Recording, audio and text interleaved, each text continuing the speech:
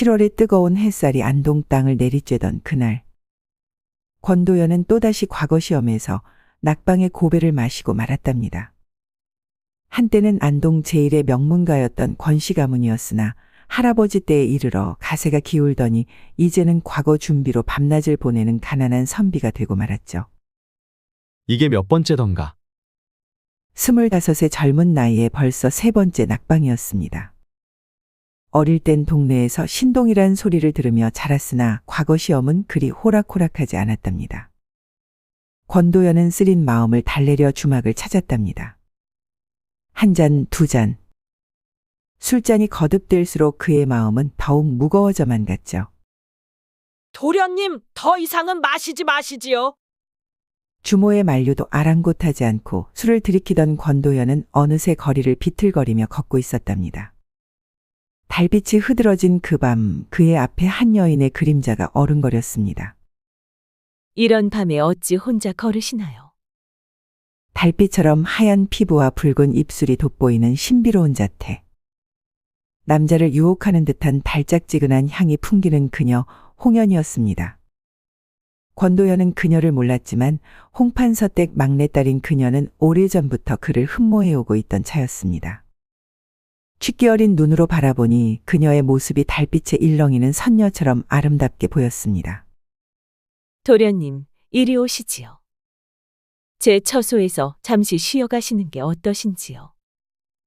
홍연의 간드러진 목소리에 이끌려 그녀의 처소로 발걸음을 옮기게 되었답니다. 야심한 밤이라 뒷문을 통해 조용히 그녀의 방 안에 들어서자 은은한 향이 그의 취기 어린 정신을 더욱 아찔하게 만들었답니다.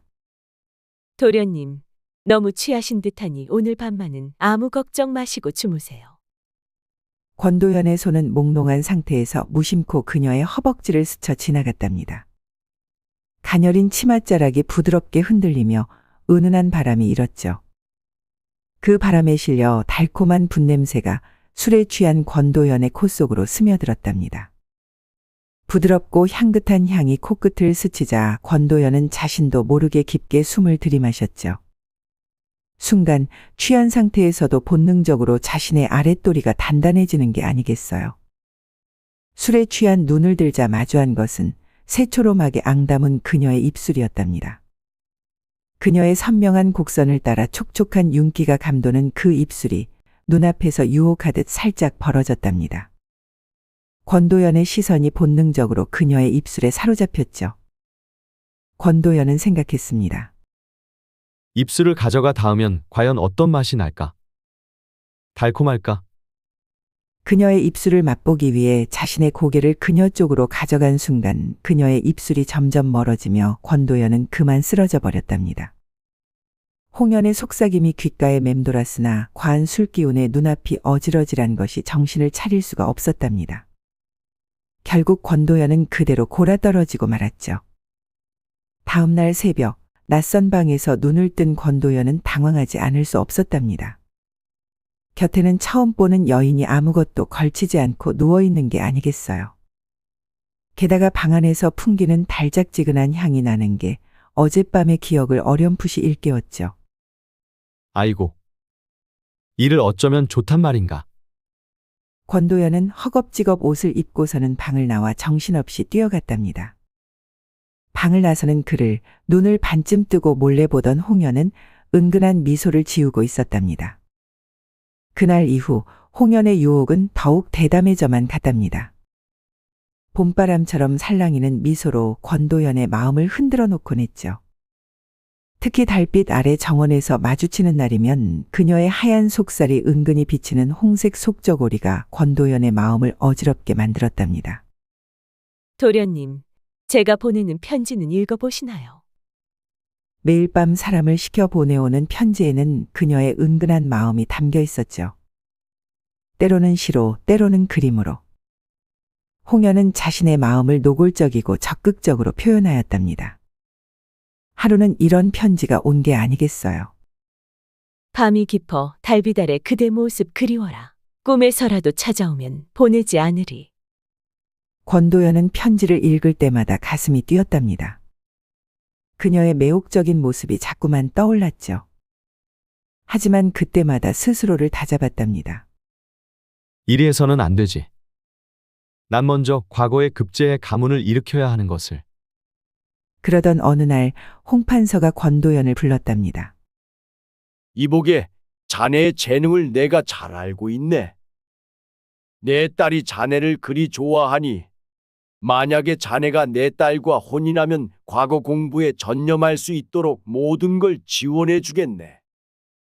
이제야는 권도연에게 큰 유혹이 아닐 수가 없었죠. 가문의 부흥을 이룰 수 있는 기회였으니까요. 하지만 그의 마음 한켠에서는 이상한 불편함이 자리 잡고 있었답니다. 그러는 사이 안동마을에는 둘의 소문이 파다하게 퍼져갔답니다. 들었소. 홍판서댁 따님이 권도령을 마음에 두었다지 않소?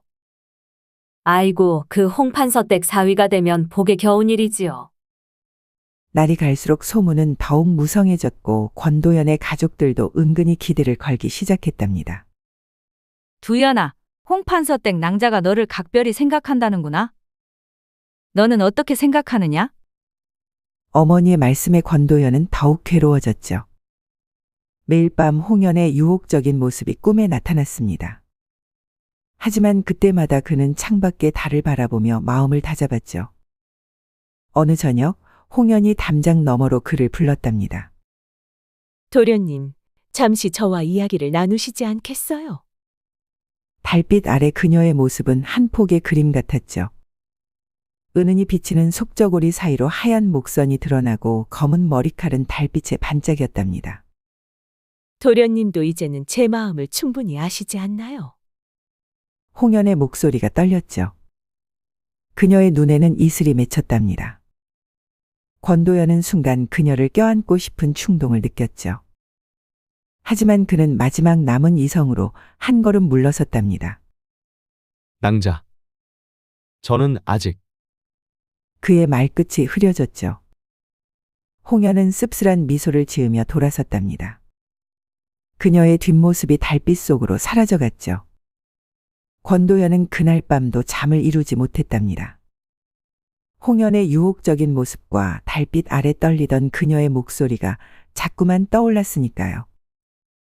홍연의 유혹과 홍판서의 제안을 뒤로하고 권도연은 잠시 안동을 벗어나기로 했답니다.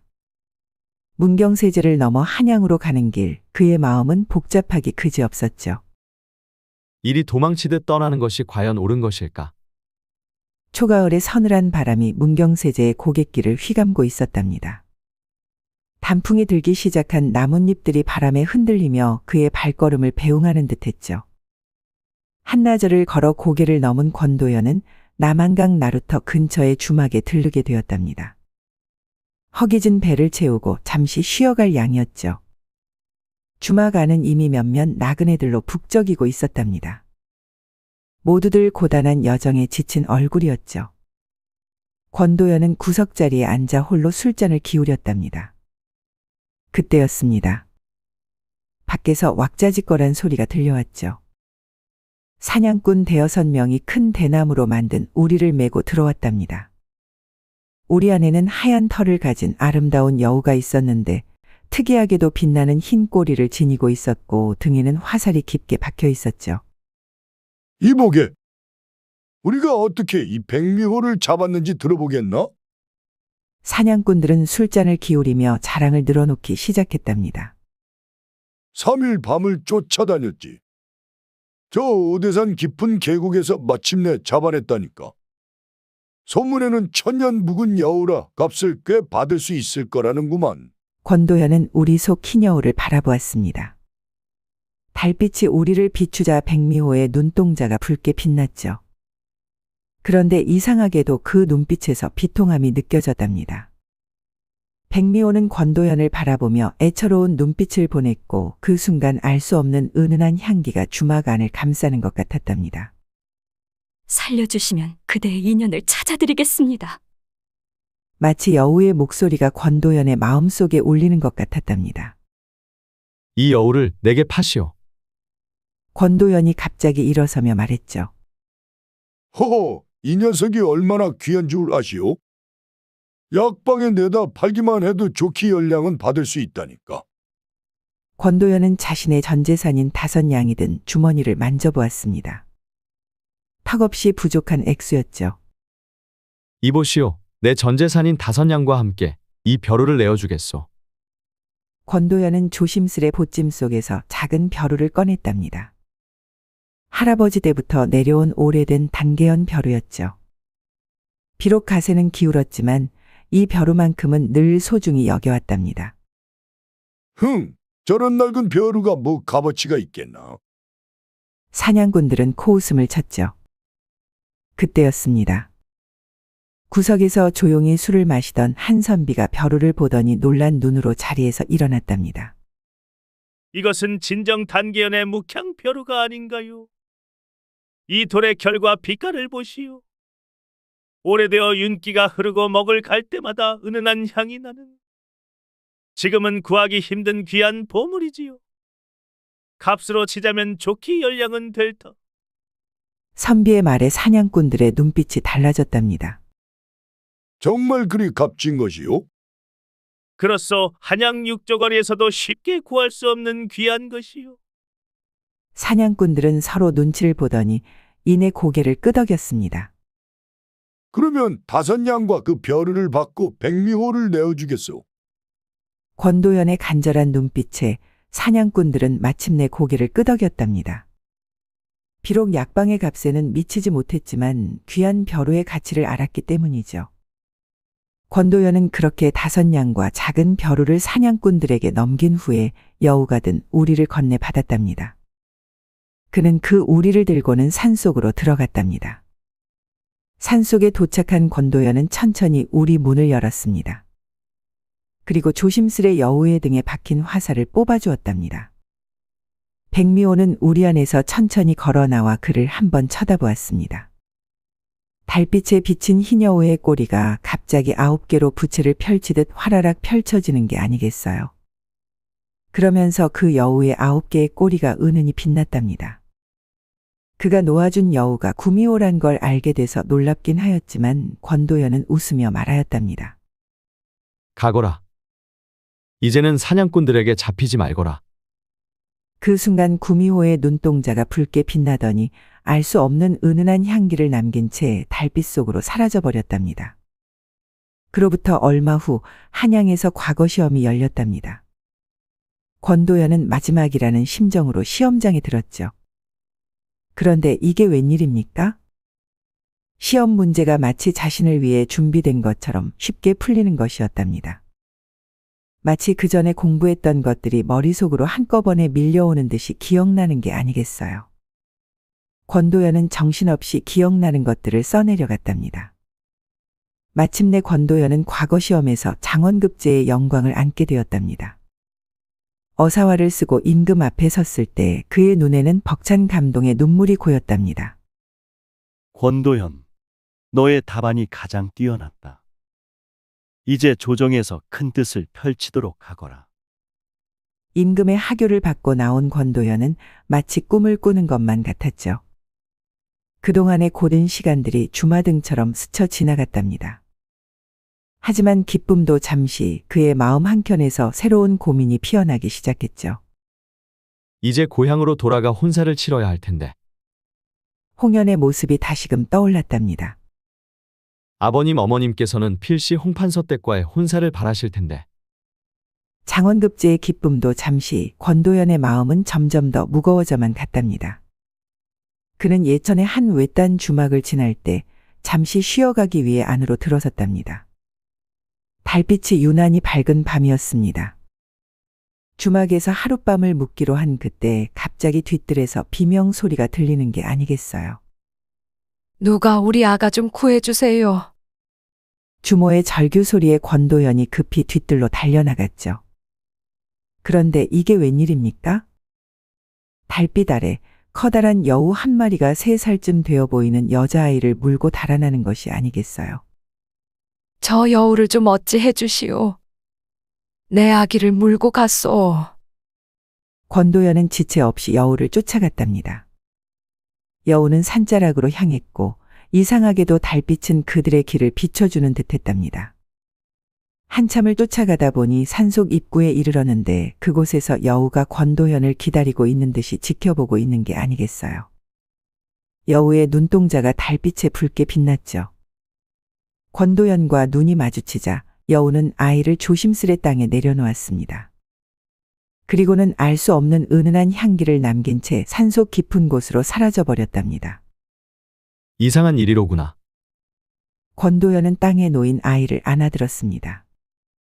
아이는 기적적으로 크게 다치지 않았지만 어깨에 큰 상처가 있는 것이 보였죠.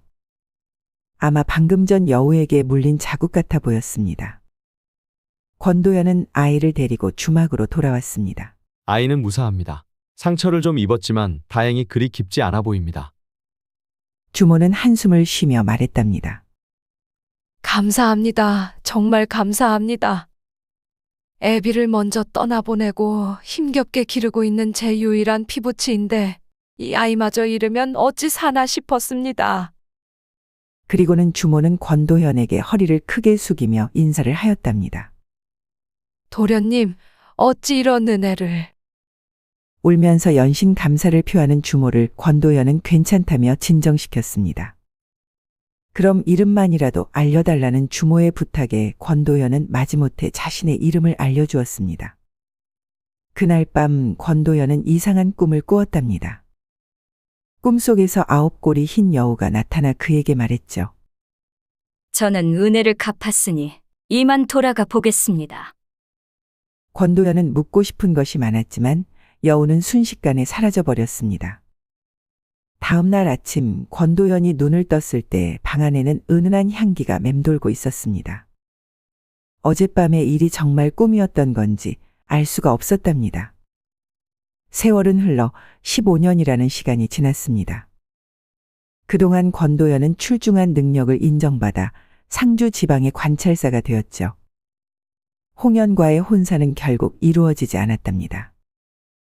홍판서는 크게 노했지만 권도현은 이상하게도 마음이 편했죠. 관찰사 영감, 오늘 저녁 고을 유지들이 연애를 준비했다고 합니다. 이방이 말을 전하자 권도현은 한숨을 내쉬었답니다. 고을 유지들과의 술자리라. 벌써부터 머리가 지끈거리는 듯했죠. 에이구, 또 술잔을 기울여야 하다니. 하지만 관찰사의 자리에서 이런 자리를 피할 수는 없는 법. 권도현은 마지못해 기루로 향했답니다. 관찰사 영감, 오늘은 특별히 새로운 기생이 있답니다. 부용이라고 하는데 아직 어린 나이임에도 재주가 출중하다지요. 이방의 말에 권도현은 픽 웃고 말았답니다. 난 이미 나이가 40이 넘었는데 어린 기생이라니. 하지만 그의 말은 거기서 끝이 났죠. 기루에 들어서는 순간 그의 눈앞에 한 여인이 나타났기 때문입니다. 소첩 부용이옵니다. 관찰사 영감을 모시게 되어 영광이옵니다. 달빛같이 하얀 살결에 진홍빛 입술 그리고 신비로운 매력을 풍기는 얼굴. 권도현은 순간 넋을 잃고 말았답니다. 이런 우리 관찰사 영감께서 부용이에게 홀린 듯하구려. 고을 유지들의 놀림에 권도현은 얼굴을 붉혔죠. 하지만 그의 시선은 자꾸만 부용에게로 향했답니다. 관찰사 영감, 술 한 잔 올리겠습니다. 부용이 술을 따르는데 그 손끝이 마치 나비가 춤추는 듯 고왔답니다. 저고리 끝자락이 살짝 들리며 하얀 발목이 드러났다가 사라지는데 권도현의 마음이 자꾸만 설레었죠. 아이고, 관찰사 영감도 참. 어린 기생에게 그리 빠지시면 어찌합니까? 고을 유지들의 웃음소리가 커져갔지만 권도현은 아랑곳하지 않았답니다. 왠지 모를 그리움이 가슴 깊숙이 차올랐죠. 그래, 자네 고향은 어디인가? 소첩은 예천에서 왔사옵니다. 그 말에 권도현의 눈빛이 흔들렸답니다. 예천이라. 문득 15년 전 그날 밤이 떠올랐죠. 이상하게도 자네를 보니 마음이 편안해지는구나. 관찰사 영감. 부용의 눈가가 살짝 붉어졌답니다. 마치 오래전부터 기다려온 사람을 만난 듯한 표정이었죠. 연애는 밤이 깊어갈수록 무르익어 갔답니다. 취기가 오른 고을 유지들은 자신들의 세도를 자랑하느라 여념이 없었죠. 우리 관찰사 영감은 부용이만 보시는구려. 고을 유지들의 말에 권도연은 쓴웃음을 지었습니다. 하지만 그의 눈은 계속해서 부용을 좇았죠. 마치 오래전에 잃어버린 무언가를 찾은 듯한 기분이었답니다. 밤이 깊어 연회가 파할 무렵 이방이 권도연의 귀에 속삭였습니다. 관찰사 영감. 부용이는 아직 머리를 올리지 않았다고 합니다. 그 말에 권도연의 가슴이 쿵쾅거렸답니다. 마치 20살 젊은이처럼 말이죠. 연회가 끝난 후 부용은 권도연을 뒷방으로 안내했답니다. 은은한 등불 아래 부용의 하얀 피부는 마치 달빛을 머금은 듯 빛났죠. 관찰사 영감, 소첩은 사내가 처음입니다. 부용의 목소리가 떨리고 있었답니다. 권도연은 그녀를 자세히 바라보았죠. 15해 전 그날 밤 하얀 여우에게 물려갔던 그 여자아이가 떠올랐답니다. 이상하게도 자네를 보고 있으면 마음이 편안해지는구나. 권도연이 부용에게 한 걸음 다가섰죠. 그때 달빛이 창호지 문을 비추었는데 그 빛이 꼭 예천의 그날 밤과 같았답니다. 고운 비단 저고리가 살결을 부드럽게 감싸고 있었습니다. 부용은 한 올 한 올 머리를 매만지며 우아한 자태를 유지했지만 그 우아한 손길조차 왠지 모르게 유혹적으로 보였답니다. 섬세하게 움직이는 손끝, 살짝 기울어진 목선, 비단 사이로 은근히 드러나는 쇄골. 그 모든 것이 자연스럽게 어우러져 눈을 뗄 수 없는 광경을 만들어내는 듯하였죠. 권도연은 숨을 삼켰습니다. 지금 당장 저 따뜻한 품에 얼굴을 묻고 싶다는 생각이 들었죠. 비단의 감촉보다 더 부드러울 것 같은 살결을 느끼고 싶었답니다. 관찰사 영감, 소첩은 관찰사 영감의 품에 안길 자격이 없사옵니다. 부용의 눈에서 굵은 눈물이 흘러내렸죠. 권도연은 그녀의 눈물을 닦아주려 손을 뻗었답니다. 그때였습니다. 부용이 황급히 몸을 물리더니 저고리 옷깃을 여미었죠. 하지만 그 순간 달빛이 그녀의 어깨에 선명한 이빨 자국 흉터를 비추고 말았습니다. 그 상처는? 권도연의 눈이 크게 떠졌죠. 부용은 흐느끼며 고개를 숙였습니다. 15해 전 소첩이 어렸을 때 여우에게 물려 생긴 상처이옵니다. 그 말에 권도연의 얼굴이 하얗게 질렸답니다. 마치 천둥이 내리친 것처럼 온몸이 굳어버렸죠. 그날 밤 예천의 주막에서 그녀도 권도연을 바라보았죠. 방 안에는 깊은 정적이 흘렀습니다. 네가 혹시? 권도연의 목소리가 떨렸답니다. 부용은 천천히 고개를 끄덕였죠. 소첩은 그날 밤 주막에 그 아이였사옵니다. 관찰사 영감의 얼굴은 어릴 적이라 기억나지 않지만 소첩의 목숨을 구해주신 권도연이라는 그 이름만은 평생 잊지 않고 있었사옵니다. 언젠가는 그 은혜를 꼭 갚고 싶었기에. 그 말에 권도연은 자리에 주저앉고 말았습니다. 15해 전 자신이 만났던 그 여자아이가 부용이었다니 이런 기이한 인연의 순간 당황하였답니다. 그런데 어쩌다 기생이 된 것이냐? 부용의 눈에서 다시 눈물이 흘러내렸습니다. 그날 밤 이후 어머니가 소첩을 잘 보살펴 주셨지만 여우에게 물려갔던 여자라 소문이 나서 아무도 저와 혼인하려 하지 않았지요. 결국 기루에 맡겨졌답니다. 하지만 소첩은 늘 권도령님의 이름을 가슴에 새기고 살았사옵니다. 달빛이 두 사람의 그림자를 길게 드리웠답니다. 권도연은 떨리는 손으로 부용의 어깨를 잡았죠. 그날 내가 더 신경을 썼어야 했는데 미안하구나. 관찰사 영감. 부용이 조심스레 권도연의 손을 잡았습니다. 그녀의 손이 차갑게 식어 있었죠. 소첩은 늘 관찰사 영감을 그리워했사옵니다. 어머니는 자주 말씀하셨지요. 관찰사 영감께서 소첩을 구해주신 그날의 일을. 권도연의 눈에서도 뜨거운 눈물이 흘러내렸습니다. 그날 밤 여우로부터 구한 아이가 지금 이렇게 자신 앞에 있다니. 이제는 절대 너를 놓지 않겠다. 달빛 아래 부용의 하얀 어깨에 난 흉터가 희미하게 비쳤죠. 권도연은 조심스레 그녀의 어깨를 감쌌습니다. 관찰사 영감. 소첩은 이 흉터가 부끄럽습니다. 괜찮으니 잠자코 있거라. 권도연은 부용의 떨리는 입술을 손가락으로 살며시 매만졌죠. 그녀의 눈에서는 진주 같은 눈물이 흘러내렸습니다.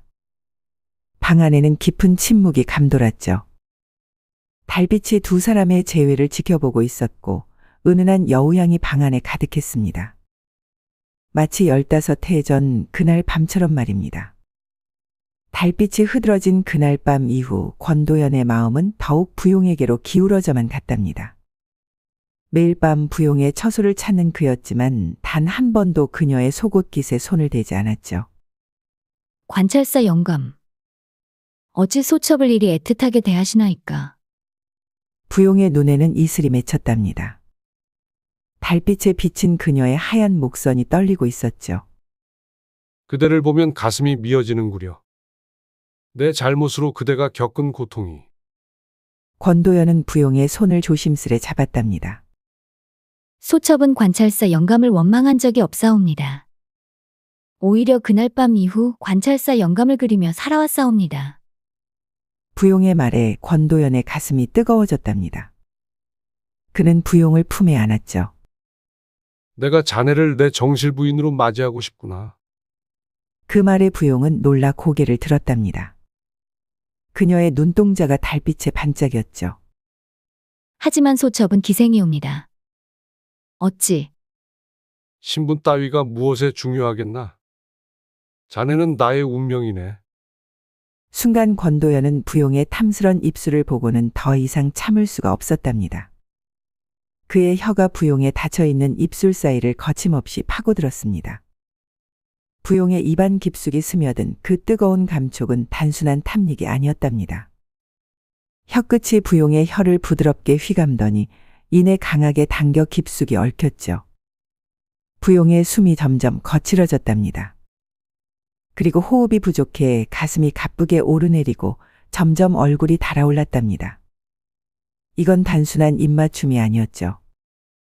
서로의 입술이 닿고 떨어질 때마다 실처럼 얇은 침이 이어졌고 숨결이 섞일수록 더 깊은 열기가 타올랐답니다. 그렇게 둘은 그날 밤을 꼬박 세우며 서로의 정을 통하였답니다. 하지만 세상은 그들의 사랑을 그리 쉽게 허락하지 않았죠. 관찰사께서 기생과 혼인을 하신다고요? 이런 망측한 일이. 조정에서는 크게 반발했답니다. 기생과의 혼인은 벼슬아치의 채통을 깎는 일이라 했죠. 고을 유지들은 더했답니다. 에이구, 우리 관찰사 영감께서 색에 눈이 멀으셨구려. 아니, 그보다 더한 소문이 있다네. 그 기생이 예천의 천안 국밥집 주모의 딸이라지 않은가? 소문은 바람처럼 퍼져나갔죠. 하지만 권도연의 마음은 더욱 굳건해져만 갔답니다. 매일 밤 부용의 처소에서는 달빛만이 흐르고 있었죠. 권도연은 그녀의 치마폭을 베개 삼아 누워 한숨을 내쉬었답니다. 이 세상이 우리를 갈라놓으려 하는구나. 관찰사 영감. 부용은 권도연의 이마를 쓰다듬었죠. 그녀의 손길은 봄날의 햇살처럼 따스했답니다. 소첩을 잊으시는 게 좋을 듯하옵니다. 아니다. 절대 그럴 수 없다. 권도연은 벌떡 일어나 부용의 손을 잡았죠. 이제 와서 너를 포기할 순 없구나. 내 목숨을 걸고서라도. 그의 눈에서 결연한 빛이 번쩍였답니다. 그러던 어느 날 한 초라한 차림의 여인이 관찰사 저택을 찾아왔답니다. 관찰사 영감을 뵙고 싶사옵니다. 나이 들어 허리가 굽은 여인, 바로 예천 땅 주모였죠. 여러 해를 헤매어 싸웁니다. 제 딸아이를. 권도연은 그 자리에서 주모의 손을 잡고 울었답니다. 주모, 그렇지 않아도 부용이와 내가 자네를 찾아가려던 참인데 어찌 이리 왔는가? 바로 그때 부용이 들어왔죠. 주모는 그 자리에서 실신하고 말았답니다. 아가, 내 아가. 정신을 차린 주모는 부용을 껴안고 울었답니다. 여러 해 동안 가슴에 묻어두었던 그리움이 본물처럼 터져나왔죠. 어머님, 부용도 어머니의 품에 안겨 어린아이처럼 울었답니다. 그들의 눈물은 마치 보석처럼 빛났죠. 주모의 주막이 어려워지고 어쩔 수 없이 주변 기루에 허드렛 일을 하는 여종으로 보냈다고 하였습니다. 그러다 그 기루에서 다른 고을의 큰 기루로 팔려가고 나서 소식이 끊어진 것이었죠. 주모는 딸을 찾아 전국을 헤매고 다녔다고 했죠. 이야기를 들은 권도현의 눈에서도 눈물이 흘러내렸답니다. 이제는 내가 부용이를 잘 보살필 터이니 걱정하지 마시게나. 달빛이 세 사람의 그림자를 비추었죠. 마치 15해 전의 그날 밤처럼 말입니다. 하지만 이번에는 슬픔이 아닌 기쁨의 눈물이 흘렀답니다. 관찰사 영감. 부용아, 권도현과 부용의 눈이 마주쳤죠. 그들의 눈빛에는 이제 더 이상 망설임이 없었답니다. 주모는 그런 두 사람을 바라보며 미소 지었죠. 하늘이 정해준 인연이로구나. 창밖에서는 달빛이 더욱 밝게 빛나고 있었답니다. 마치 이들의 사랑을 축복하는 듯이 말입니다. 얼마 후 권도현은 임금께 상소를 올렸습니다. 신이 부용과의 혼인을 허락받고자 하나이다. 임금은 잠시 깊은 생각에 잠겼다가 교지를 내렸죠. 충신의 사랑이라. 아름답구나. 특별히 혼인을 허락하노라. 소문은 삽시간에 퍼져나갔답니다. 기생 출신이 양반가의 정실 부인이 된다는 것은 조선 역사상 처음 있는 일이었죠. 혼례 준비는 착착 진행되었답니다. 부용의 방에는 하나둘 예물이 쌓여갔죠. 아이고, 우리 아가가 드디어 혼인을 하는구나. 이 어미는 너무 기쁘구나. 주모의 눈에는 행복한 눈물이 고였답니다. 마침내 혼례날이 밝았습니다. 푸른 가을 하늘 아래 부용은 화려한 혼례복을 입고 있었죠. 붉은 원삼은 그녀의 하얀 살결을 더욱 돋보이게 했답니다. 하늘에서 선녀가 내려온 듯하구려. 하객들의 탄성이 이어졌죠. 부용의 눈가에 맺힌 이슬이 아침 햇살에 반짝였답니다. 권도현은 부용을 바라보며 가슴이 벅차올랐죠. 그녀의 긴 속눈썹이 파르르 떨리는 모습, 앵두같이 붉은 입술, 하얀 목선의 우아한 곡선. 모든 것이 꿈만 같았답니다. 이제 그대는 나의 아내요. 초래청에서 마주 앉은 두 사람의 눈빛에는 깊은 사랑이 담겨 있었죠. 붉은 천으로 덮인 상에는 술잔이 놓여 있었답니다. 부용이 조심스레 술잔을 들어 권도현에게 건넸죠. 그녀의 하얀 손가락이 떨리고 있었답니다. 권도현은 그 손을 살며시 잡아 안정시켰죠. 부인. 권도현의 목소리가 떨렸습니다. 부용의 눈에서는 진주 같은 눈물이 흘러내렸죠. 서방님. 그녀의 목소리는 봄날의 꾀꼬리처럼 고왔답니다. 하객들은 이 아름다운 광경에 감동하여 눈시울을 적셨죠. 해가 저물고 초가 밝혀진 신방에서 권도현은 부용의 족두리를 조심스레 벗겨주었답니다.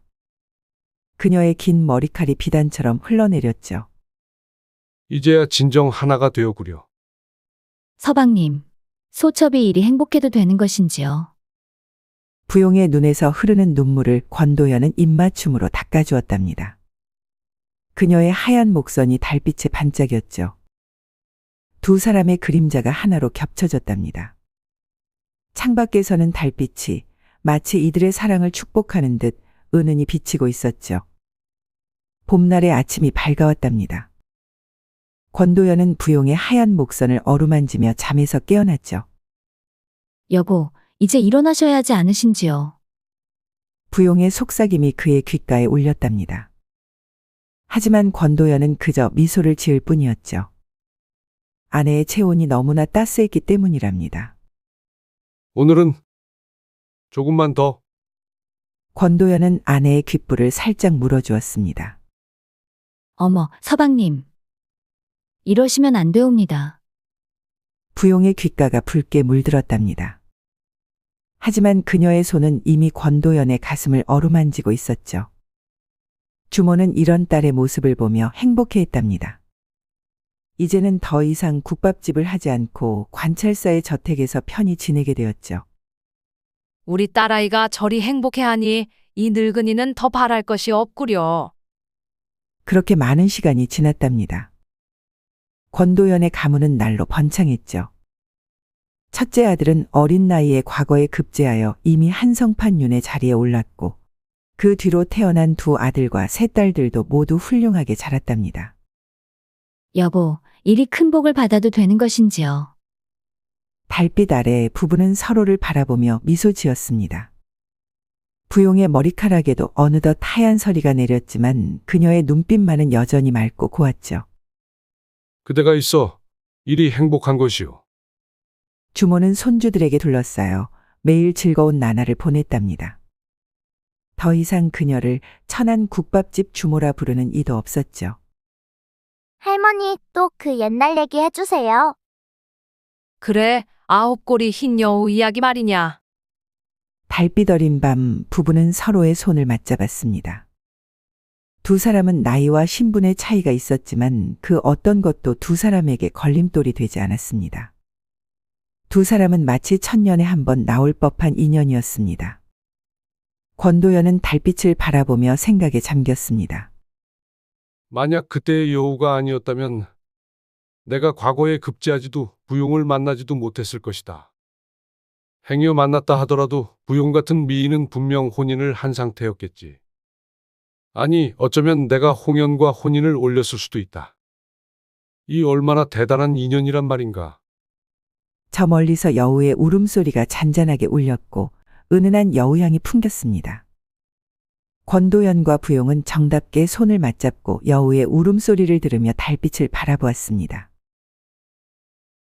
전라남도 고흥 어느 고즈넉하고 평화로웠던 마을에 여씨 가문의 대저택이 떡하니 자리 잡고 있었습니다. 누가 봐도 으리으리한 것이 지나가는 마을 사람들은 매일 본 곳이라고 해도 항상 새롭게 느꼈으며 그 집에 살고 있는 여하경 대감을 부러워하였죠. 여하경 대감이 마당으로 나왔습니다. 날이 밝기도 전에 노비들과 머슴들이 일손을 놓지 못한 채 땀을 흘리고 있었습니다. 그러나 여하경의 눈에는 그 모든 것이 못마땅했습니다. 이것들아! 손이 느려도 이렇게 느릴 수가 있느냐? 새벽부터 이래도 아직 마당이 이 모양이란 말이더냐? 그의 호령에 노비들은 몸을 웅크리며 손을 더욱 재빠르게 놀렸습니다. 머슴 하나가 집단을 나르다 비틀거리자 여하경은 매서운 눈빛으로 쏘아보았습니다. 이놈 다리가 풀려서 일을 못하겠으면 나가거라. 밥이 아깝구나. 노비들은 입을 꼭 다문 채 묵묵히 손을 움직였습니다. 누구도 감히 대감의 노여움을 살 수 없었습니다. 그러나 그 모습을 창문 너머에서 지켜보는 작은 그림자가 있었습니다. 어린 딸 여선아였습니다. 여선아는 마당을 내려다보며 조용히 눈살을 찌푸렸습니다. 매일같이 일하는 노비들과 머슴들이 이렇게까지 구박을 받아야 하는지 이해할 수 없었습니다. 잠시 후 마당에서 하경의 모습이 사라지자 선아는 조용히 방문을 열었습니다. 그녀의 손에는 작은 항아리가 들려 있었습니다. 이걸 바르면 덜 아플 거예요. 그녀는 노비들의 손과 다친 머슴의 어깨에 직접 약을 발라주었습니다. 조용하지만 따뜻한 손길이었습니다. 노비들은 고개를 숙이며 조심스럽게 말했습니다. 어씨, 이런 일은 하지 마십시오. 대감 어른께서 아시면 크게 꾸짖으실 것입니다. 그러나 선아는 고개를 저었습니다. 아버지는 모르실 거예요. 그리고 아무도 다쳐선 안 되잖아요. 노비들은 더 이상 말을 잇지 못했습니다. 여하경과 여선아. 같은 피를 나눈 부녀였으나 두 사람은 너무나도 달랐습니다. 한 사람은 가문의 권위를 중시하며 남을 깎아내렸고 다른 한 사람은 가진 것을 나누며 남을 배려했습니다. 같은 여씨 가문에서 나온 사람이라기에는 완전히 딴판이라 마을 사람들 사이에서 입방아에 올랐죠. 고흥의 터줏대감 하경은 전형적인 양반 출신의 욕심 많은 노인이었습니다. 그는 대대로 이어진 양반 가문에서 태어나 어릴 때부터 가문의 이름을 짊어지는 것이 당연한 일이라 배웠습니다. 조상의 위엄을 이어받아야 했고 가문의 명예를 지키는 것이 무엇보다 중요한 일이었습니다. 젊은 시절 그는 과거의 급제의 벼슬길에 올랐습니다. 그의 성품은 강직했고 말 한마디도 가벼이 하지 않았습니다. 덕분에 그는 벼슬을 차근차근 올랐고 고을에서도 명망 있는 인물로 이름을 알렸습니다. 그러나 하경이 가장 신경 쓴 것은 자신이 어떠한 벼슬을 지녔느냐가 아니었습니다. 그가 정말로 중요하게 여긴 것은 자신이 어떤 사람으로 보이느냐였습니다. 그는 언제 어디서든 단정한 옷차림을 유지했고 행실 또한 흐트러짐이 없었습니다. 사람들 앞에서는 품위를 지켰고 가문의 위세를 드러내는 것을 무엇보다도 중요하게 여겼습니다. 그러나 그가 평생을 두고 걱정한 것이 하나 있었습니다. 대가 끊긴다면 조상들 앞에서 얼굴을 들 수가 없지. 하경은 가문의 후계를 잇는 것이 가장 중요한 도리라 믿었습니다. 그리고 그 일을 위해서라도 반드시 아들이 필요하다고 생각했습니다. 그는 본처와 혼인을 하고 수많은 노력을 기울였습니다. 그러나 그가 원하는 아들은 끝내 태어나지 않았습니다. 내 대에서 여씨 가문의 명맥이 끊긴다면 사람들은 뭐라 할 것인가? 그는 세상이 자신을 어떻게 바라볼지 늘 신경 썼습니다. 그리고 그것이 그의 삶을 지배했습니다. 하경은 집안의 대를 이을 아들을 얻기 위해 모든 방법을 동원하였습니다. 본처와의 혼인 이후로도 아들이 생기지 않자 그는 가문의 명맥을 잇기 위해 서너 명의 첩을 두었습니다. 모두 좋은 집안의 여인들이었고 아이를 낳을 수 있는 젊은 여자들이었습니다. 그러나 하늘도 무심한지 그의 품에서 태어난 것은 딸 아니면 유약한 아이들이었고 결국 그 아이들은 오래 살지 못했습니다. 그렇게 오랜 세월이 지나갔고 어느덧 그의 나이는 50을 넘겼습니다. 이제는 더 이상 아들을 볼 희망조차 남아있지 않다고 생각될 무렵 5번째로 들인 어린 첩이 아이를 가졌습니다. 이번에는 반드시 아들일 것이다. 하경은 초조한 마음으로 하늘을 올려다보았습니다. 그날 이후 기도하고 또 기도했습니다. 대대로 내려온 여씨 가문의 이름이 여기서 끝나지 않기를. 그러나 10달이 지나 첩이 낳은 것은 딸이었습니다. 또 딸이냐? 이름도 짓기 전에 하경은 크게 실망했습니다. 과거라면 그는 첩과 아이를 모두 내쳤을 것입니다. 여씨 가문의 피가 한 방울이라도 섞였다고 해도 그 아이가 아들이 아니라면 아무런 의미가 없었기 때문입니다. 그러나 이번만은 그럴 수 없었습니다. 그는 이미 50을 넘겼고 이제 더 이상 아이를 가질 가능성이 없었습니다. 이 아이를 버린다면 여씨 가문은 영영 끊기고 말 것입니다. 하경은 결국 마음을 굳혔습니다. 딸이라도 길러야겠다. 하지만 내 딸이니 내 마음대로 할 것이다. 그는 선아를 자신의 곁에 두고 키우기로 했습니다. 하지만 선아가 커서 시집을 갈 때는 반드시 여씨 가문의 위신에 걸맞은 사윗감을 찾아야 한다고 다짐했습니다. 사위라도 아들처럼 삼으면 되는 것 아니겠느냐? 그는 자신을 아버지처럼 모실 사위를 찾아야겠다고 결심했습니다. 그것이 하경이 내린 가문의 명맥을 잇기 위한 마지막 선택이었습니다. 하경의 딸 여선아는 아버지의 성품을 전혀 닮지 않은 고운 처자였죠. 그녀는 아버지의 바람과는 전혀 다른 사람이었습니다. 아버지가 가문의 위세를 중시하고 신분을 가르는 것을 당연하게 여겼다면 선아는 그 모든 것이 불합리하다고 생각했습니다. 그녀는 양반 가문의 규율 속에서 자랐지만 스스로를 귀한 사람이라 여긴 적이 없었습니다. 오히려 어릴 때부터 집안에 일하는 노비들과 머슴들을 스스럼 없이 대했습니다. 이리 앉으세요. 다치신 손은 좀 어떠세요? 그녀는 힘든 노동에 지친 머슴들의 상처를 보고는 약을 발라주었고 노비들과 함께 식사할 때면 몰래 자신의 반찬을 나누어 주었습니다. 고기는 여러분들이 더 필요하잖아요. 저는 나물만 먹어도 배부르답니다. 그러나 이 모습을 본 하경은 불같이 화를 냈습니다. 네가 감히 노비들과 어울린단 말이냐? 네가 누군지 잊었느냐? 선아는 아버지의 노여움을 살 때마다 조용히 고개를 숙였습니다. 그러나 마음속에서는 그 말에 동의할 수 없었습니다. 사람은 다 같은 사람이 아닐까요? 아버지가 아무리 화를 내도 선아는 자신의 마음을 바꾸지 않았습니다. 그녀는 집안의 위엄을 지키는 것보다 눈앞의 사람들을 있는 그대로 대하는 것이 더 중요하다고 생각했습니다. 그래서 노비들과도 자연스럽게 말을 나누었고 머슴들에게도 꼬박꼬박 존댓말을 썼습니다. 박서방, 오늘도 고생 많으셨습니다. 할머님, 무릎이 많이 쑤시진 않으세요? 양반집 규율을 따르는 다른 여식들이라면 상상도 못할 일이었습니다. 하지만 선아는 그것이 당연하다고 여겼습니다. 그녀는 자신이 태어난 집안보다 어떤 사람이 되는지가 더 중요하다고 생각하며 살고 있었습니다. 선아가 16이 되자 그녀의 미모는 거울 안에서 단연 돋보이기 시작했습니다. 흰 도포를 걸치고 우아하게 걷는 모습, 바람에 흩날리는 검은 머리칼, 온화한 미소까지. 사람들은 그녀를 두고 고흥의 절세미녀가 나타났다고 수군거렸습니다.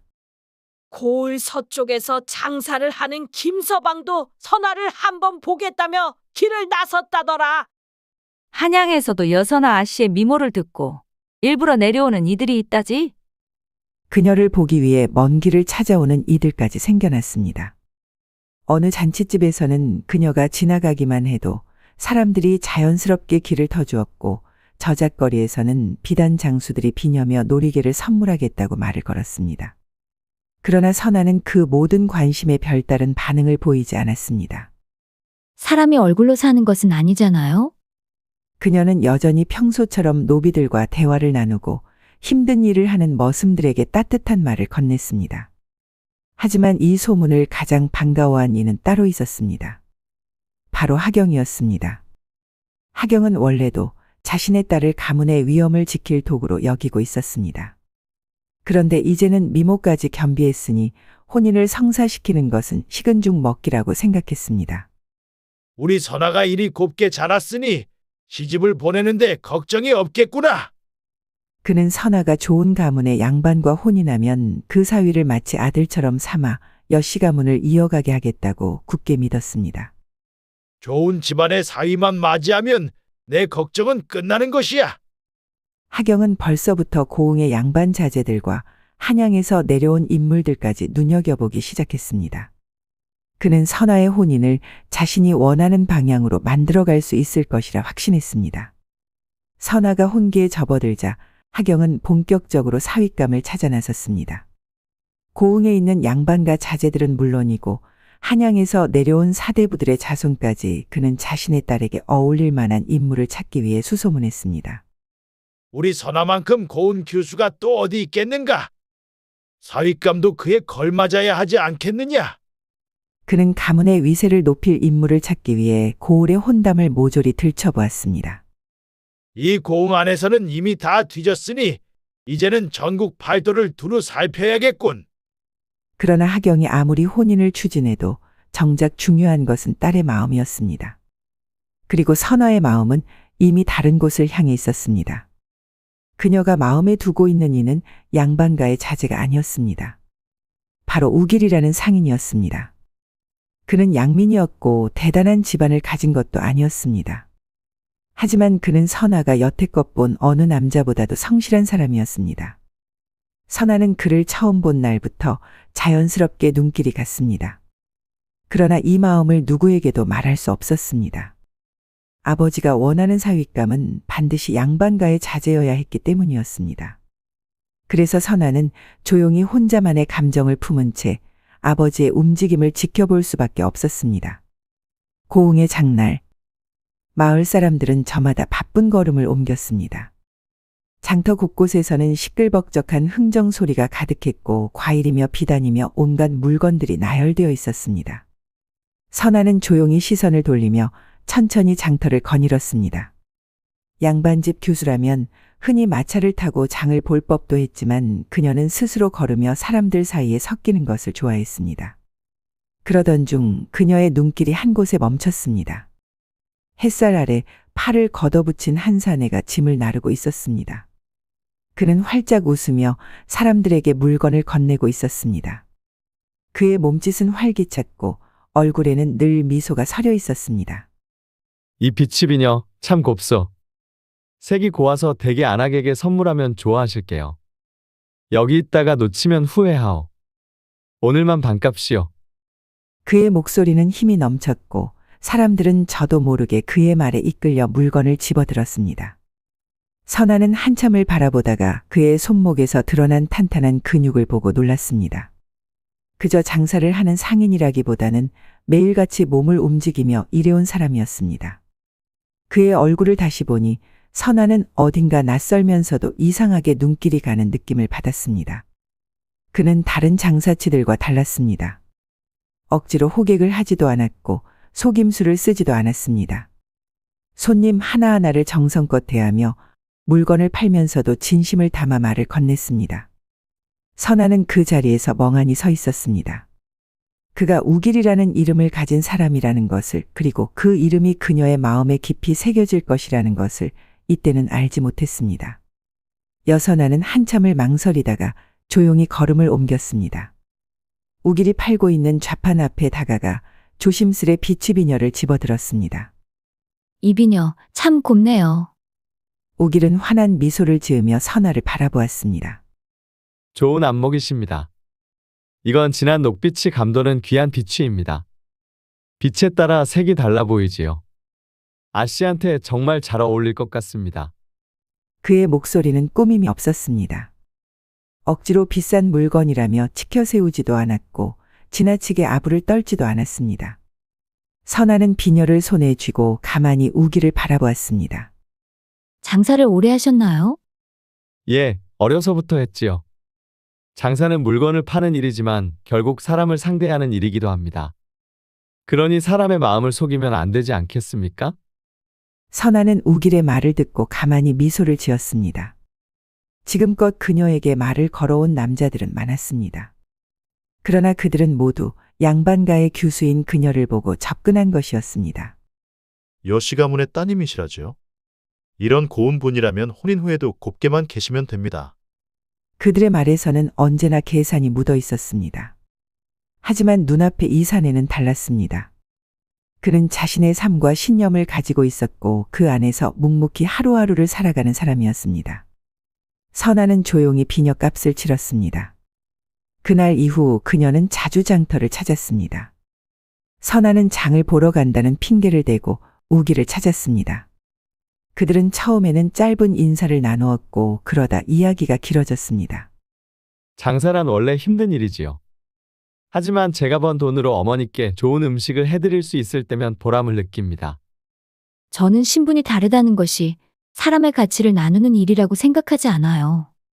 우길과 선아는 그렇게 대화를 나누었고 함께 장터를 걷기도 했으며 때때로 한적한 길가에서 발걸음을 맞추기도 했습니다. 그들은 조용히 그러나 확실하게 서로에게 스며들고 있었습니다. 몇 날 며칠 함께 시간을 보내고 대화를 나누며 설렘을 느꼈고 이 사람이 짝이구나라는 확신이 들었던 것이죠. 우길도 선아도 마찬가지였습니다. 두 사람은 자연스럽게 신분을 뛰어넘어 서로를 사랑하게 됐죠. 세월이 흐르고 혼기가 찬 여선아는 결심을 굳혔습니다. 그녀는 아버지인 하경을 찾아가 무릎을 꿇었습니다. 아버지, 저는 상인 우길과 혼인하고자 합니다. 그 말이 떨어지기가 무섭게 하경의 얼굴이 붉게 달아올랐습니다. 뭐라 했느냐? 양반가의 교수가 천한 상인과 혼인을 하겠다고? 그는 손에 들고 있던 족자를 힘껏 내던졌습니다. 내가 너를 어떻게 키웠는데 감히 그런 말을 하느냐? 네가 누구의 자식인지 잊었느냐? 하경은 딸을 위해 최고의 혼처를 찾고 있었고 그를 위해 전국 팔도를 뒤지고 다녔습니다. 그런데 그의 유일한 혈육이 양민 따위인 상인과 혼인을 하겠다고 한다는 것은 도무지 용납할 수 없는 일이었습니다. 아버지, 그러나 선아는 단호했습니다. 저는 지금껏 아버지 뜻대로 살아왔습니다. 양반의 딸이라는 이유로 가문의 체면을 위해 행동해야 했고 좋은 사위감을 찾아야 한다는 말씀에도 고개를 숙여야 했습니다. 그러나 평생을 함께할 사람을 고르는 일만큼은 제 뜻을 따르게 해주십시오. 하경은 이를 악물었습니다. 네 놈이 감히 내 말을 거역하겠다는 것이냐? 그러나 선아의 눈빛은 흔들림이 없었습니다. 아버지는 제게 좋은 사위감을 찾으라 하셨습니다. 제게 좋은 사위감이란 가문의 위세가 아니라 저를 진심으로 아껴주는 사람입니다. 그 사람이 우길입니다. 하경은 한참 동안 말을 잇지 못했습니다. 그는 평생을 가문의 위엄과 체면을 지키는 데에 쏟아왔습니다. 그러나 문득 이 모든 것이 부질없어 보였습니다. 네가 정말로 그 사내를 택하겠다면 집을 나가거라. 그리 되면 아버지께서 혼자가 되십니다. 선화의 말에 하경은 순간 멈춰섰습니다. 그는 단 한 명뿐인 혈육을 멀리 보낼 수 있을까 두려웠습니다. 하경은 끝내 한숨을 내쉬었습니다. 좋다. 너의 뜻대로 해라. 그의 목소리는 거칠었지만 그것이 허락이라는 사실을 선화는 알 수 있었습니다. 그렇게 선화는 자신이 원했던 혼인을 이루었습니다. 선화와 우길은 혼인을 올리고 선화의 집에서 함께 살아가게 되었습니다. 우길은 매일 아침이 밝아오면 어김없이 장터로 향했습니다. 한 손에는 짐을 들고 다른 손으로는 물건을 정리하며 사람들을 맞이했습니다. 이쪽으로 오시오. 오늘 장사는 싱싱한 과일과 고운 비단이요. 그는 늘 그래왔던 것처럼 정직하게 장사를 했고 평민들과 함께 땀을 흘렸습니다. 그러나 이 모습을 지켜보는 하경의 심정은 편치 않았습니다. 그의 사위가 양민이라 해도 혼인을 한 이상 조금은 달라질 줄 알았습니다. 이제 사대부의 집안 사람이 되었으니 장사 같은 천한 짓은 그만둘 것이겠지.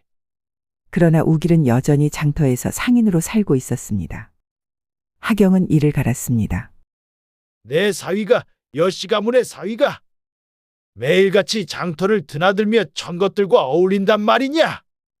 그는 더 이상 참지 못하고 우길을 불러 세웠습니다. 이복의 우길, 지금 당장 일을 그만두거라. 여씨 가문의 사위로 들어온 자가 어찌 천한 것들 앞에서 목소리를 높여 장사짓을 한단 말이냐? 우길은 조용히 아내를 바라보다가 담담히 대답했습니다. 대감어른, 저는 제 방식대로 살아가겠습니다. 하경은 우길이 집에서 조용히 앉아있기를 바랐지만 그는 변하지 않았습니다. 그는 아침마다 장터로 나가고 땀을 흘리며 장사를 했습니다. 그 모습을 볼 때마다 하경의 심기는 날로 더 불편해졌습니다. 그는 점점 더 이 사위를 내보내야겠다는 생각을 굳히고 있었습니다. 하루는 하경이 고을의 양반들과 술자리를 가졌을 때였습니다. 고을 양반들은 비웃듯 말했습니다. 여대감 사위가 아직도 장사를 한다 들었습니다. 그럴 거면 아예 양반 행세를 그만두는 것이 어떠하오? 하경은 치를 떨었습니다. 이런 수치를 더 이상 두고 볼 수는 없다. 그는 결국 우길을 따로 불러내기로 했습니다. 어느 날 해가 지기 직전 하경은 사람들의 눈을 피해 우길을 뒷산으로 불러냈습니다. 산등성이에 붉은 노을이 깔려 있었습니다. 우길은 조용히 서 있었습니다. 대감어른, 저를 부르셨다 들었습니다. 하경은 뒷짐을 지고 낮게 읊조렸습니다. 너에게 선택지를 주겠다. 그는 품에서 작은 주머니를 꺼내 우길 앞에 던졌습니다. 묵직한 금덩이들이 땅 위에 나뒹굴었습니다. 이것만 있으면 평생 배고를 일은 없을 것이다. 우길은 미동도 하지 않았습니다. 하경은 다시 입을 열었습니다. 거기에 더해 청나라 교역권을 가진 관리를 통해 너에게 큰 장사를 열어주겠다. 너 같은 상인이 바랄 수 있는 최고의 기회일 것이다. 그의 목소리는 낮고 단호했습니다. 그러니 내 딸을 떠나라. 우길은 금덩이를 내려다보다가 조용히 고개를 들었습니다. 대감어른, 그의 눈빛에는 흔들림이 없었습니다. 저는 재물을 원하지 않습니다. 제가 원하는 것은 오직 선화뿐입니다. 하경의 눈이 가늘어졌습니다. 이 고집스러운 놈!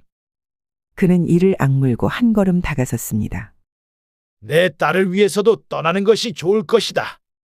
네가 계속 곁에 있으면 선화도 결국 고통받게 될 것이다. 우길은 그 말에도 고개를 저었습니다. 아니요. 저는 선화 곁을 지킬 것입니다. 그 순간 하경의 얼굴이 일그러졌습니다. 그는 참았던 분노를 더는 억누를 수 없었습니다. 네가 감히? 그의 손이 앞으로 뻗쳤습니다. 우길은 미처 피하지 못한 채 뒤로 밀려났습니다.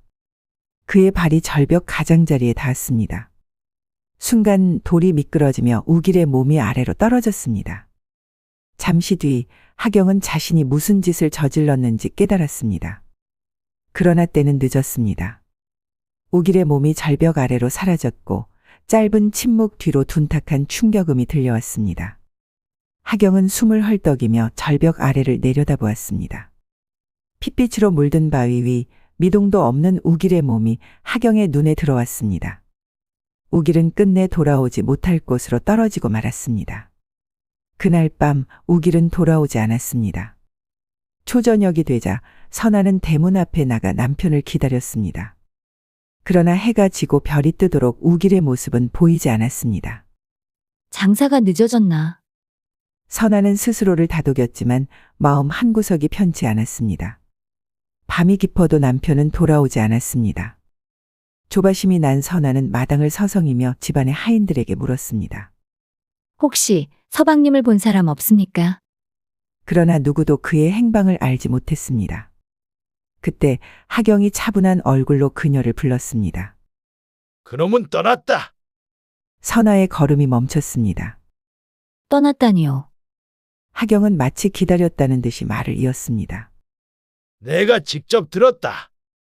네 남편이 더 이상 이 집에서 살 수 없다고 하더구나.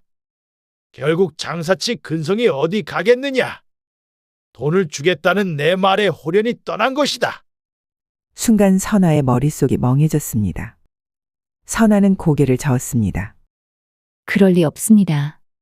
서방님은 그런 분이 아니십니다. 그러나 하경은 단호하게 말을 끊었습니다. 현실을 받아들여라. 이제 네 남편은 사라졌다. 네가 여씨 가문의 딸이라는 사실을 잊지 마라. 선아는 두 손을 움켜쥐었습니다. 서방님께 무슨 일이 생긴 것이 분명합니다. 그렇지 않고서야 저를 두고 떠날 리가 없습니다. 하경은 선아의 반응을 예상이라도 한 듯 한숨을 쉬었습니다. 이미 떠난 사람을 붙잡을 수는 없는 법이다. 이참에 좋은 양반 집안과 다시 혼인을 하거라. 너의 신세를 더럽히지 않도록 내가 직접 좋은 사위감을 찾아보겠다. 선아는 그대로 굳어버렸습니다. 그녀는 천천히 아버지를 바라보았습니다. 아버지, 서방님께 무슨 짓을 하셨습니까? 하경의 눈썹이 꿈틀거렸습니다. 무슨 헛소리를 하는 것이냐? 그러나 선아는 더 이상 듣지 않았습니다. 그녀의 마음속에서 불안이 점점 더 커져갔습니다.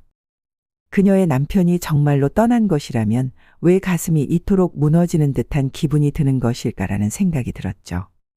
하경은 딸을 다른 양반 집안에 시집 보내기 위해 다시 혼담을 알아보았습니다. 하지만 선아는 완강했습니다. 서방님이 떠났다고 믿을 수 없습니다.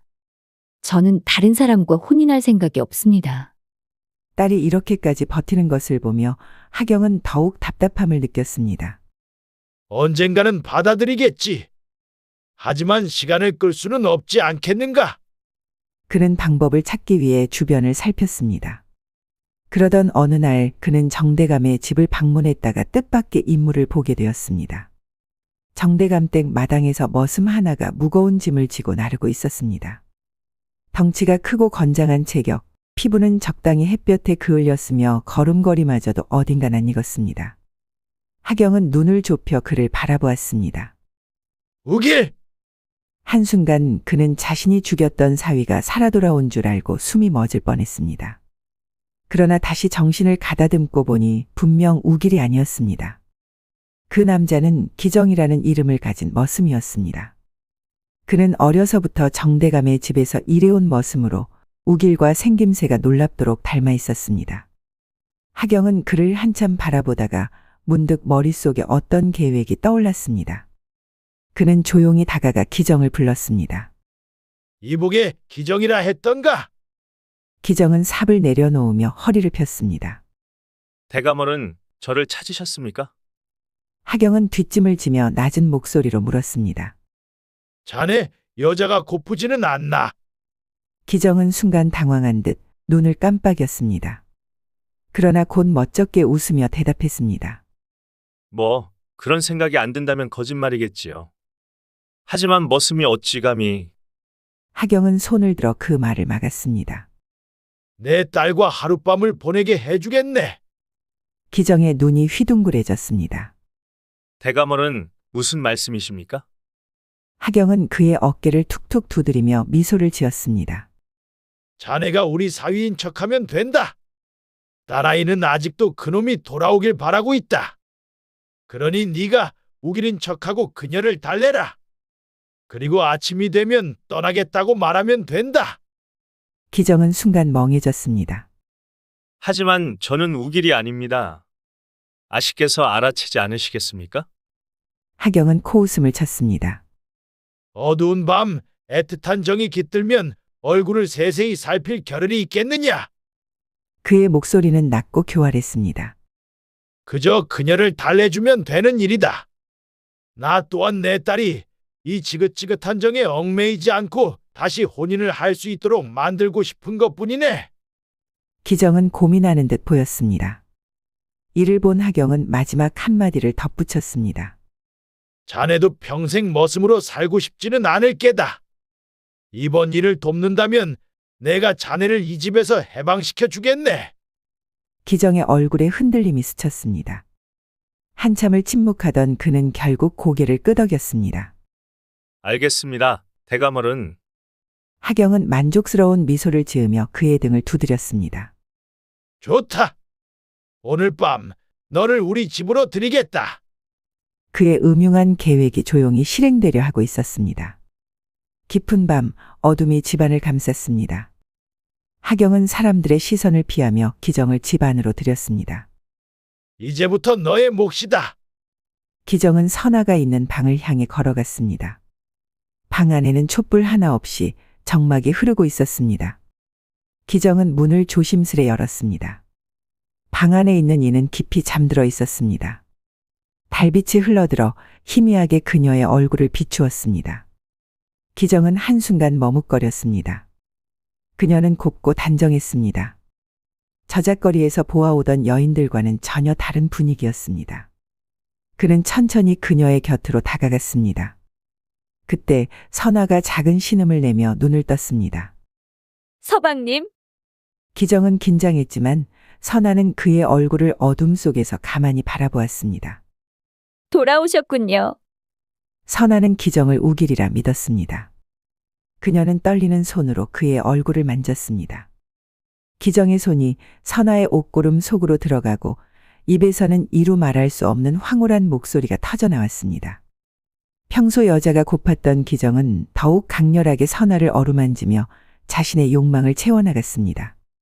선아는 서방이 돌아왔다는 사실만으로도 크게 흥분하며 흥건히 땀에 젖어버렸죠. 어찌 이리 늦었어요? 저는 기다렸어요. 기정은 아무 말도 하지 못했습니다. 그녀의 손끝이 떨리고 있었습니다. 선아는 그를 꼭 끌어안으며 흐느꼈습니다. 이제 다시 떠나지 마세요. 저는 서방님 없이는 살 수 없어요. 그 순간 기정은 흔들거리는 몸짓을 멈추고 잠시 머뭇거렸습니다. 이 순간 그가 해야 할 일은 분명했습니다. 그는 우길이 되어야 했습니다. 그러나 그녀의 눈물, 그녀의 애절한 목소리는 그를 흔들어 놓았습니다. 시간이 흐르고 선아는 지친 듯 조용히 잠이 들었습니다. 기정은 다시 긴장된 손끝을 만지작거리며 이곳의 온 목적을 떠올렸습니다. 나는 떠나야 한다. 그는 선아의 어깨를 살며시 흔들었습니다. 나는 떠나야 한다. 선아는 갑자기 눈을 떴습니다. 뭐라고요? 기정은 애써 담담한 목소리를 냈습니다. 나는 다시 떠나야 한다. 내일 아침이 되면 나는 이곳에 없을 것이다. 그러나 선아는 그의 손을 붙잡았습니다. 안 돼요. 제발 떠나지 마세요. 그녀의 눈에는 절박함이 서려 있었습니다. 서방님, 저는 정말 서방님만을 사랑해요. 아무리 세상이 뭐라 해도 저는 당신 곁을 지킬 겁니다. 기정은 그 모습을 바라보며 깊은 혼란에 빠졌습니다. 그는 처음부터 단순한 거래로 여겼습니다. 그러나 지금 눈앞의 이 여인은 진심으로 누군가를 사랑하고 있었습니다. 그것이 자신이 아닌 우길이라는 사람이라는 것을 그는 너무나도 잘 알고 있었습니다. 기정은 결국 숨을 깊이 내쉬었습니다. 아씨, 용서하십시오. 선아는 그 말에 당황한 듯 기정을 바라보았습니다. 그게 무슨 말이에요? 기정은 결국 견디지 못하고 모든 진실을 실토했습니다. 저는 우길이 아닙니다. 저는 정대감 댁의 머슴 기정입니다. 여하경 대감어른께서 저를 데려와 우길인 척하라고 시키셨습니다.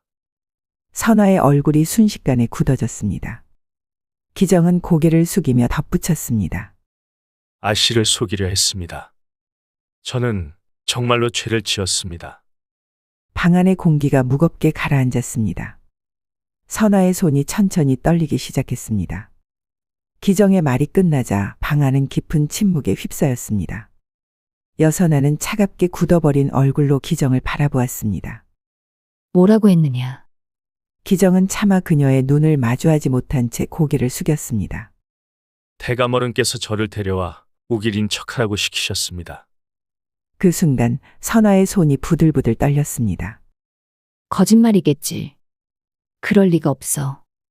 그러나 기정의 표정에는 어떤 망설임도 없었습니다. 그제야 선아의 머릿속에서 조각난 기억들이 하나로 맞춰졌습니다. 갑자기 우길이 사라졌다며 자신을 떠났다고 불이 나게 이야기하던 아버지의 얼굴이 떠오른 선아는 이제서야 알 것만 같았죠. 그녀의 눈이 번뜩였습니다. 서방님이 떠난 것이 아니라 죽임을 당한 것이었어. 피가 거꾸로 솟는 듯한 분노가 몸을 타고 올라왔습니다. 선아는 한치의 망설임도 없이 문을 박차고 나갔습니다. 마을 사람들이 하나둘 선아의 외침에 모여들었습니다. 도와주세요. 서방님을 찾아야 합니다. 다급한 선아의 목소리에 마을 사람들은 모두 대문 밖으로 뛰쳐나왔습니다. 평소 사람들에게 상냥하면서 친절히 대하는 선아가 갑자기 악을 쓰며 울부짖는 모습에 모두가 깜짝 놀랐죠. 하지만 이 여인에게 가여운 사연이 있을 것이라 생각했고 그간 선아의 행실을 익히 알고 있었기에 마을 사람들은 모두 그녀를 돕기로 했습니다. 그녀는 사람들에게 아버지가 기정을 데려와 우길인 척 시켰다는 사실을 이야기했습니다. 사람들은 모두 술렁였습니다. 그게 사실이란 말이오? 아씨께서 그런 말을 지어낼 리가 있겠소? 그러면 우길이 떠난 것이 아니라 무슨 변을 당했다는 말이오? 사람들은 혼란에 빠졌습니다. 그러던 중 한 노인이 나섰습니다. 며칠 전 뒷산에서 쓰러진 젊은 사내를 보았소. 선아의 심장이 철렁 내려앉았습니다. 뭐라고 하셨습니까? 노인은 안타까운 표정으로 고개를 끄덕였습니다. 누군지는 몰랐으나 이미 싸늘하게 식어있던 몸이었소. 선아는 눈앞이 캄캄해졌습니다. 그녀는 더는 참지 못하고 뛰었습니다. 뒷산으로 달려가자 바위 아래에 쓰러진 한 남자의 시신이 보였습니다. 우길이었습니다. 그녀는 비틀거리며 무너졌습니다. 서방님, 선아는 한달음에 달려가 그의 몸을 끌어안았습니다. 그러나 그 몸은 이미 싸늘하게 식어 있었습니다. 서방님, 눈을 떠보세요. 제발요. 그녀의 울음이 산속에 울려 퍼졌습니다. 선아는 눈물범벅이 된 얼굴로 마을 사람들에게 돌아갔습니다. 그리고 모두가 지켜보는 앞에서 외쳤습니다. 내 아버지가 내 남편을 죽였습니다. 마을은 깊은 충격에 휩싸였습니다. 뭐라고요? 설마 대감어른이 사위를? 선아는 분노에 찬 눈빛으로 사람들을 바라보았습니다. 아버지는 우기를 죽였고 기정을 데려와 그를 대신하게 하려 했습니다. 이 모든 것을 직접 들었습니다. 사람들은 술렁였고 저작거리는 혼란에 빠졌습니다. 여하경 그가 사위를 죽였다는 사실이 마을에 퍼져나가기 시작했습니다. 마을은 들끓었습니다. 여하경 대감이 사위를 죽였다. 자신의 체면 때문에 사위 목숨을 앗아갔다고? 처음에는 아무도 믿지 못했습니다. 하지만 시간이 지나면서 진실이 하나둘 밝혀졌습니다. 기정의 증언, 선아의 절규 그리고 무엇보다도 뒷산에서 발견된 싸늘한 우길의 시신이 모든 것을 말해주고 있었습니다. 양반과 평민을 막론하고 사람들은 하경을 손가락질하기 시작했습니다. 저 양반이 벼슬을 지냈다 한들 사람을 죽인 것이 용서받을 수 있겠느냐? 아비라면서 어찌 사위를 절벽에서 밀어 죽였단 말이오? 자신의 체면이 무너질까 두려워 사람을 죽이다니 이런 자가 어찌 고을의 대감이란 말인가? 하경은 곧 관아로 끌려갔습니다. 원님 앞에 무릎을 꿇은 그는 얼굴이 창백했습니다. 여대감 그대가 사위를 죽였다는 것이 사실이요? 하경은 한동안 말이 없었습니다. 이제 와서 변명한들 아무 소용이 없다는 것을 그는 누구보다도 잘 알고 있었습니다. 긴 침묵 끝에 그는 천천히 고개를 떨궜습니다. 그가 인정하는 순간 사람들 사이에서 술렁임이 일었습니다. 정말이었구나. 사람을 죽이고도 이제야 고개를 숙이는 것이냐? 대감이라는 작자가 사위 목숨 하나 지키지 못했구나. 사람들은 더 이상 그를 두려워하지 않았습니다. 그가 지켜왔던 가문의 위엄도 그의 권위도 이제는 아무런 힘도 갖지 못하는 것이 되었습니다. 결국 원님은 판결을 내렸습니다. 여하경, 사람을 죽인 죄로 옥에 가둔다. 그 순간 그의 모든 것이 끝났습니다. 고을의 최고 양반이었던 그는 이제 죄인으로 감옥에 갇히게 되었습니다. 선아는 모든 것을 잃었습니다. 남편은 차디찬 바위 위에서 숨을 거두었고 아버지는 스스로의 탐욕에 무너져 감옥에 갇혔습니다. 남편을 따뜻한 양지에 묻어주고 나서야 비로소 선아는 완전히 혼자가 됐습니다. 그러나 선아가 주저앉지는 않았습니다. 연호비들은 그녀의 곁을 지켰습니다. 아씨, 너무 상심하지 마십시오. 아씨께서 쓰러지시면 그 누구도 우길나리의 뜻을 이어갈 수 없습니다. 머슴들도 선아에게 힘을 내라며 등을 두드렸습니다. 아씨는 강한 분이십니다. 우길날에도 분명 아씨가 다시 일어서길 바랄 겁니다. 선아는 눈물을 삼키며 그들의 손을 잡았습니다. 그래요. 저는 쓰러질 수 없어요. 서방님은 성실하게 살았어요. 저도 그렇게 살아야 해요. 그날 이후 선아는 우길이 했던 일을 하나씩 익혀가기 시작했습니다. 우길이 하던 대로 장터를 돌며 장사를 배웠고 상인들과 교류하며 정직한 거래를 이어갔습니다. 처음에는 서툴렀습니다. 이 물건을 이 가격에 판다고? 너무 싸게 주는 것 아니요? 이런 일은 남자들이나 하는 것이지 여자가 장사를 할 수 있겠소? 그러나 선아는 뒤로 물러서지 않았습니다. 저는 남편이 남긴 길을 가려 합니다. 서방님이 정직한 장사꾼이었다면 저 또한 그래야 하지 않겠습니까? 그녀는 가격을 속이지 않았고 사람들을 기만하지도 않았습니다. 선아가 내민 손길은 마을 사람들에게도 닿았습니다. 아씨, 이걸 나눠주시다니. 우길나리처럼 정말 정직하게 장사를 하시는군요. 그녀는 남편만큼 능숙하지는 못했지만 그가 남긴 뜻을 이어가려 했습니다.